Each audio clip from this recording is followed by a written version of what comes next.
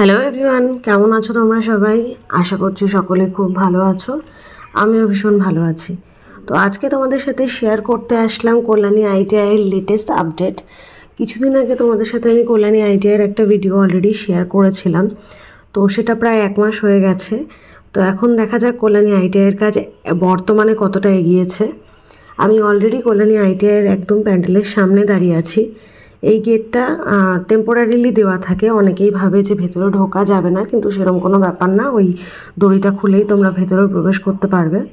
তার আগে তোমাদের বাইরেটা একবার দেখিয়ে দিই, মানে বলে দিই যে এই যে সামনে রোডগুলো, যেখানে যে 4টে অটো দাঁড়িয়ে আছে, এই রোডটা দিয়ে তোমরা যদি, এই রোডটা যে সোজা চলে গেছে, এই রোডটাই হচ্ছে কল্যাণী ঘোষপাড়া স্টেশন থেকে ডাইরেক্ট আইটিআইতে এসে পৌঁছাচ্ছে। এই যে সোজা রোডটা, আইটিআই ঘোষপাড়া থেকে আসলে আইটিআইতে এই রোডটা ধরে সোজা আসবে। ওই পাশে যে রোডটা, এই রোডটা হচ্ছে কল্যাণী মেন স্টেশন থেকে আসলে টোটো করে তোমরা এই রোড ধরে আসবে। তো চলো এবার ভেতরে যাওয়া যাক।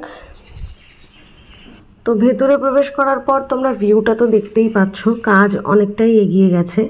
তো কাজ দেখানো ছাড়াও তোমাদেরকে আজকে কিছু প্রশ্নের উত্তর দেব আমি, মানে যেগুলো এই আইটিআই রিলেটেড অনেকের মাথাতেই হয়তো রয়েছে। যেরকম এবারের প্রতিমাতেও কি সোনার গয়না থাকছে কিনা অত আগের বারের মতন ওজনের, তাছাড়া এবারে ঝিনুকের কাজ কবে থেকে শুরু হবে, ভেতরের কাজ শুরু হয়েছে কিনা, উদ্বোধন কবে থেকে, হাইট কতটা হবে, এইসব রিলেটেড কয়েকটা প্রশ্নের উত্তর তোমাদেরকে আজকে আমি দেব।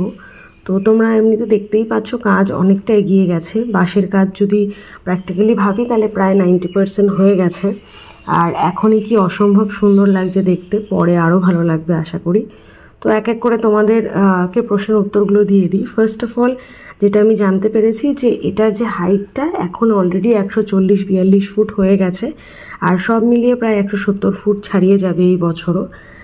দ্বিতীয় কথা হচ্ছে এই বছরও সেনকো গোল্ডের তরফ থেকে প্রতিমাকে অলরেডি সোনার গয়না আগের বারের মতনই দেওয়া হবে, এবার আরও বেশিও হতে পারে, সেটা এখনও কনফার্ম জানা যায়নি। ঝিনুকের কাজ যেটা শুরু হওয়ার কথা ভেতরে, সেটা আগামী 2 সপ্তাহের মধ্যে শুরু হয়ে যাবে। ঝিনুকের যে স্ট্রাকচারগুলো সেগুলো অলরেডি গোডাউনের ভেতরে তৈরি হওয়ার কাজ স্টার্ট হয়ে গেছে, সেগুলোকে ভেতরে বসানোর যে কাজ সেটা মোটামুটি আগামী 2 সপ্তাহের মধ্যে শুরু হয়ে যাবে। আর আরেকটা সবথেকে ইম্পর্টেন্ট কোশ্চেন যেটা তোমাদের মাথায় থাকতে পারে, উদ্বোধন কবে? মোটামুটি যতটা জানা গেছে মহালয়ের দিন বা মহালয়ের আগে পরের দিনের মধ্যেই আমাদের প্যান্ডেলটি উদ্বোধন হবে, কারণ প্রত্যেকবারই মুখ্যমন্ত্রী ভার্চুয়ালি প্যান্ডেলটি উদ্বোধন করেন। ওনার ডেট অনুযায়ী ডেট পেলে মন্দিরের উদ্বোধন হবে, সেটা মহালয়ের আগের দিন হতে পারে বা মহালয়ের দিনও হতে পারে। আপাতত আমি এইটুকুই জানতে পেরেছি। তো চলো এবার ভেতরে যাওয়া যাক। তো আমি এখন দাঁড়িয়ে আছি আইটিআই প্যান্ডেলের সামনে। তোমরা দেখতেই পাচ্ছ আগেরবার যখন এসেছিলাম তখন এই মাঝখানের যে স্ট্রাকচারটা সেটা এতটা উঠেছিল না, মোটামুটি মিডল পোর্শন অবধি ছিল।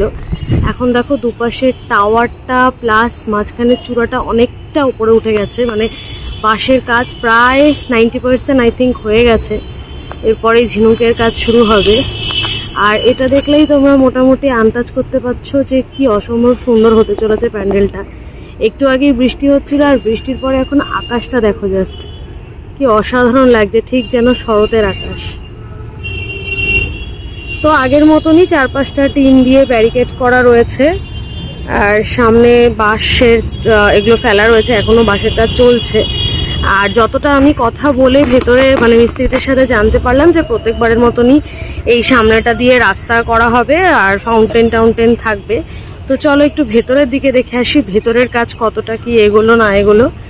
তো চলো এবার ভেতরের দিকে প্রবেশ করা যাক। আর এবার তোমরা দেখলে একটা জিনিস বুঝতে পারবে যে অন্য বাড়ির থেকে এন্ট্রেন্স যেটা আছে সেটা অনেকটা চওড়া করা হয়েছে, তাতে অনেকটা লোক একসাথে ঢুকতে পারবে, বেরোতে পারবে, দর্শনার্থীদের এর ফলে সুবিধাই হবে।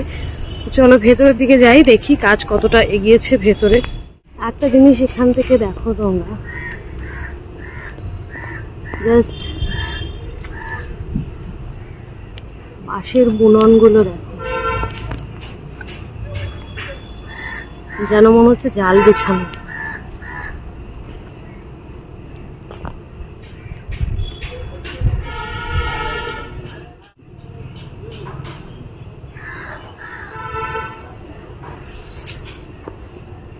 এভাবে দেখলে কিছুটা তোমরা আন্দাজ করতে পারবে যে কতটা উচ্চতা রয়েছে।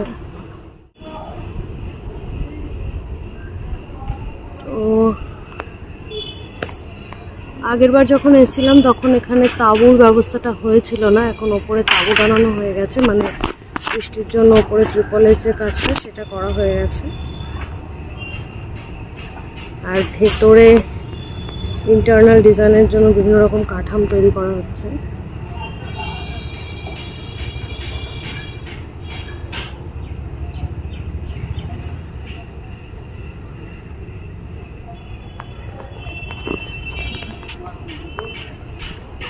আগেও দেখিয়েছি, ওই মাঝখানটাতে এই জায়গাটায় প্রতিমা থাকবে, আর এই দুপাশ দিয়ে মানে এপাশ দিয়ে আর এপাশ দিয়ে বেরিয়ে যাওয়ার জন্য এক্সিট রয়েছে।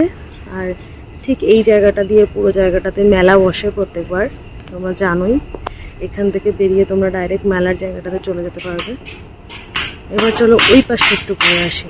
ওই পাশে সমস্ত মিস্ত্রিরা যারা দূর থেকে আসেন তারা থাকেন, আর ওখানে রান্না বান্না ওইখানেই ওনারা করেন, রাতে ওখানেই থাকেন, আর ওখানেই কাঠামোর কাজও হচ্ছে। এপাশে এখানটাতে বিভিন্ন রকম স্ট্রাকচার তৈরি হচ্ছে। আমি জিজ্ঞেস করে জানতে পারি যে এগুলোতেই পরবর্তীকালে ঝিনুক বসিয়ে বিভিন্ন রকম সুন্দর কারুকার্য করা হবে। এগুলো সম্পূর্ণটাই ভেতরের জন্য তৈরি হচ্ছে, মানে ভেতরের ইন্টেরিয়ারটা পুরো এটা দিয়ে তৈরি হবে। ভেতরের যে তোমার ডেকোরেশনটা হবে এগুলোর ওপরেই ঝিনুক বসিয়ে নানান রকমভাবে বিভিন্ন রকম ডেকোরেশন করা হবে। তোমরা দেখতে পাচ্ছ এখানে কতগুলো মিস্ত্রি অলরেডি কাজ করছে। আমরা এসেছিলাম একটু বিকেলের দিকে, তো ওনাদের কাছ থেকে জানতে পারি যে অন্যান্য সময় আরও 2-4 জন বেশি থাকেন।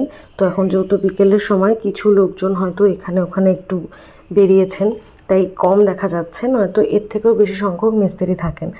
আর ওনারা দেখুন সেই মানে উপরে কত উপরে উঠে অক্লান্ত পরিশ্রম করে যাচ্ছে শুধুমাত্র আমাদেরকে একটা সুন্দর মণ্ডপ উপহার দেওয়ার জন্য। ভিউটা মানে এত সুন্দর লাগছে, আর আজকে আকাশটাও এত সুন্দর ছিল, ঠিক যেন শরতের আকাশের মতনই অনেকটা একটা পুজো পুজো ভাইব কিন্তু আমি এই আকাশটা দেখে পাচ্ছিলাম। আর আকাশটার কিছুক্ষণ আগে পুরো জানেন তো মানে মেঘে ঢাকা ছিল। তো আমরা যখন বাড়ি থেকে বেরোচ্ছিলাম বৃষ্টি হচ্ছিল, বৃষ্টিটা হয়ে যাওয়ার পর আকাশটা এত সুন্দর পরিষ্কার হয়ে যায় যেন ঠিক শরতের আকাশ, দেখলেই একটা পুজো পুজো ভাইব আসে। তো আপাতত কল্যাণী আইটিআইয়ের কাজ এই অবধি এগিয়েছে। বাঁশের কাজ প্রায় শেষ হয়ে এসছে। আগামী 2-1 সপ্তাহের মধ্যেই ঝিনুকের কাজ শুরু হয়ে যাবে। তো আশা করছি যে এরপরে যখন নেক্সট আপনাদের আমি আপডেট দেব তখন ভেতরের কারুকার্য সম্পর্কে আপনাদের দেখাতে পারবো, তখন অলরেডি হয়তো কাজ শুরু হয়ে যাবে। আশা করা যাচ্ছে প্রত্যেকবারের মতন এবারও দর্শনার্থীরা এই মণ্ডপটাকে প্রচণ্ড পছন্দ করবেন এবং ভিড়ও উপচে পড়বে। তো ভিড় তো হবে, এটা খুবই স্বাভাবিক, কিন্তু অন্যান্য বারের তুলনায় এন্ট্রান্সটা এবার বেশ বড় করা হয়েছে যাতে দর্শনার্থীরা বেশি পরিমাণে প্রবেশ করতে পারেন এবং ধাক্কা টাক্কা মানে ধস্তাধস্তি এরকম কোনো সিচুয়েশন তৈরি না হয়।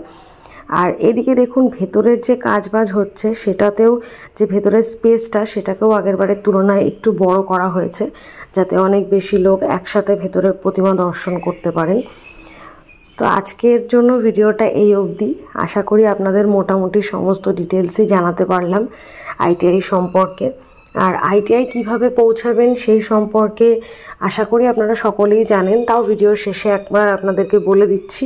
মেন লাইন থেকে শিয়ালদা বা কৃষ্ণনগর বা শান্তিপুর যে কোনো জায়গা থেকে আপনারা যদি আসেন তাহলে আপনারা প্রথমেই নামবেন কল্যাণী মেন স্টেশনে। কল্যাণী মেন স্টেশন থেকে আপনারা অটো ধরে বা টোটো ধরে চলে আসতে পারেন কল্যাণী আইটিআই মোড়। তাছাড়াও যদি আপনারা চান কল্যাণী সীমান্ত লোকাল ধরে শিয়ালদা থেকে কল্যাণী ঘোষপাড়ায় নামতে পারেন এবং সেখান থেকে পায়ে হেঁটে বা অটো বা টোটোর মাধ্যমে আপনারা পৌঁছে যেতে পারেন কল্যাণী আইটিআই প্যান্ডেলের একদম সামনে। তাছাড়াও আপনারা মেন কল্যাণী থেকেও খুব সহজেই আসতে পারবেন, কল্যাণী ঘোষপাড়া থেকেও সহজেই আসতে পারবেন, দুটোই আপনাদেরকে বলে দিলাম। আর এতদিনে আশা করি প্রায় সকলেই জানেন কি করে পৌঁছতে হয়, তাও আপনাদের সুবিধার্থে আমি একবার আবার জানিয়ে দিলাম। তো আজকের জন্য ভিডিওটি এই অবধি। ভিডিওটি যদি আপনাদের ভালো লেগে থাকে তাহলে চ্যানেলটাকে সাবস্ক্রাইব করতে ভুলবেন না, ভিডিওটাকে একটা লাইক অবশ্যই করবেন। আশা করছি আবার নেক্সট আপডেট নিয়ে আপনাদের সাথে দেখা হবে নতুন কোনো ভিডিওতে। সকলে ভালো থাকবেন, সুস্থ থাকবেন, আনন্দে থাকবেন। আজকের জন্য এই অবধি, টাটা।